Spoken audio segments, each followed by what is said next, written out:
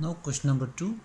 ABCD is a rhombus. PQ, R and S are the midpoints of AB, BC, CD and AD. And we have to prove here PQRS is a rectangle. Okay. So here given, you can see the diagram. Proof, just see proof. In triangle, we'll just take in triangle ABC. We'll take triangle ABC here. P and Q are the midpoint of AB and BC. So we can write P and Q are the midpoint of AB and BC.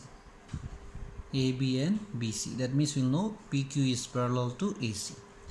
So therefore we can say PQ is parallel to AC and PQ is half of AC.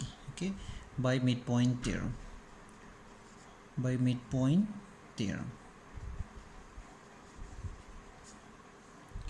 And this is, we can make it that this is the first one. This is the first one. And second one again in triangle ACD, will take triangle ACD, this triangle. Here also same thing, S and R are the midpoint of AD and CD. That means you can say SR is parallel to AC and SR is half of AC. So we'll write that one again.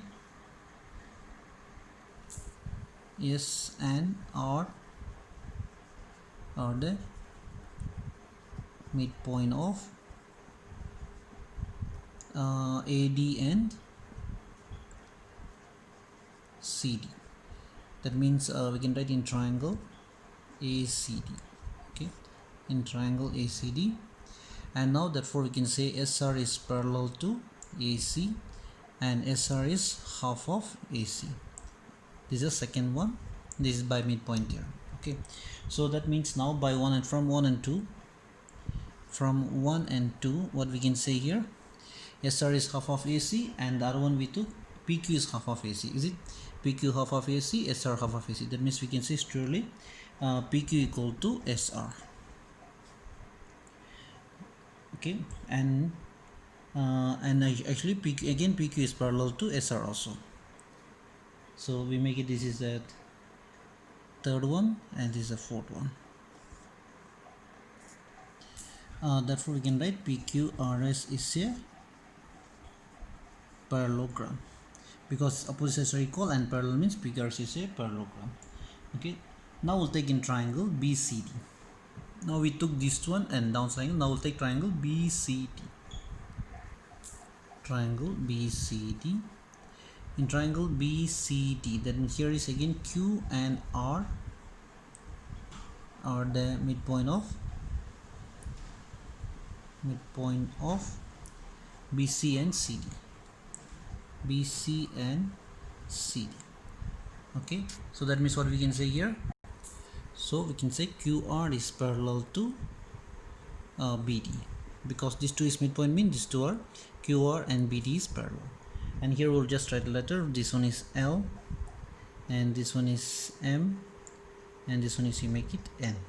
Okay, and QR is parallel to BD means surely we'll know QN is parallel to LM. So we can say QN is parallel to LM. Okay, and LQ parallel, because we said already these two are parallel, that means LQ is parallel to MN. So LQ is parallel to MN. Okay, so make it, this is the fifth one and this is the sixth one.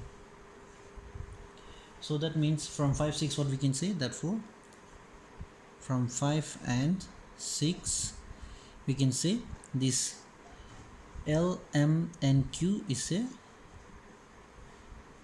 parallelogram. Okay, this L, M and Q also is a parallelogram, and hence we know angle. Now we can say, what you can say, if it's parallelogram means angle LMN equal to angle LQN, because parallelogram opposite angles are equal, is it? So angle M equal to angle Q, these two are equal, opposite angles of parallelogram. And now we know here angle LMN is what, here you can see the diagram, angle LM, because this ABCD is here rhombus. Rhombus means diagonal bisect each other at right angle. So this is 90 degree. That means this is 90 degree. So LM in 90 means this is also 90. These two are equal. Okay, so we can write here angle, this is 90 degree equal to angle LQN. Okay, so therefore angle LQN is will come, this is 90. And already we know PQRS is a parallelogram, and if one angle is 90 means surely we'll know that is a rectangle. Okay, therefore we can write parallelogram whose one angle is right angle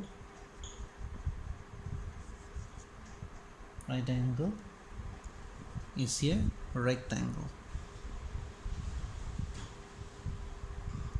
So hence we can say PQRS is a rectangle. Okay, hence proved. Now question number 3. ABCD is a rectangle. P, Q, R and S are the midpoints of AB, BC, CD and AD. And we have to prove here PQRS is a rhombus. Okay, so now proof.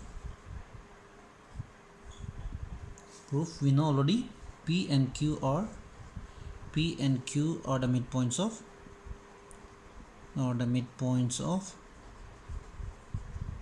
AB and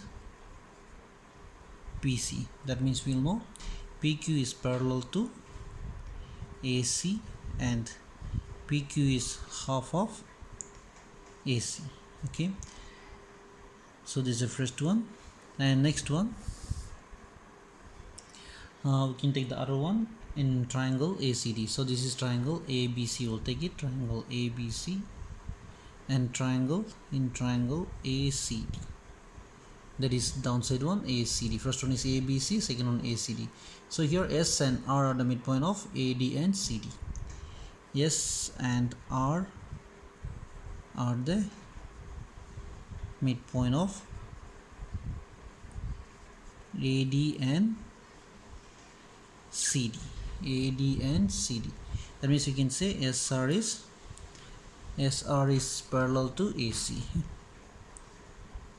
and SR is half of AC. This is the second one by midpoint here. Okay, so by 1 2 what we can say PQ and SR is equal.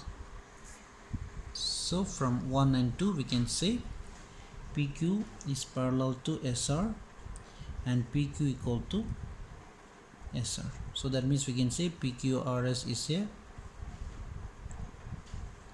parallelogram. Okay, now in triangle we'll take triangle BCD. We'll take the other triangle BCD. So in triangle BCD, here already you can say Q and R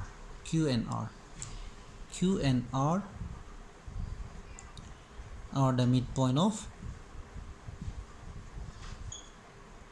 BC and CD.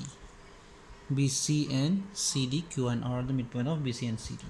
So that means what we can say QR is half of, that means we can say QR is parallel to BD, and QR is half of BD. QR is half of BD, and we know it's actually is given ABCD is a rectangle. So rectangle means we know diagonals are equal. So instead of BD we can write here AC. Instead of BD we can write AC, and since you can just write here AC equal to BD because diagonals are equal. Okay, so AC equal to BD, since you can just write since AC equal to BD. So now QR equal to half AC. So already we know PQ also half AC,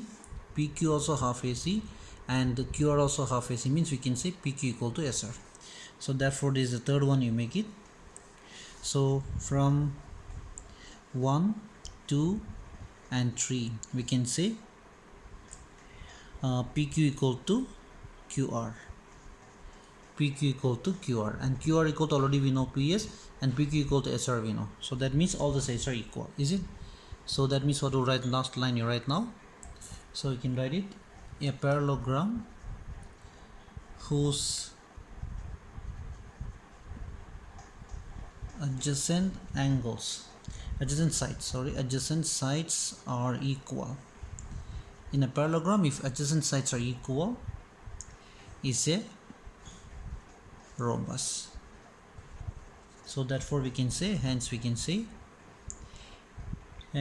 PQRS is a rhombus. Hence proved.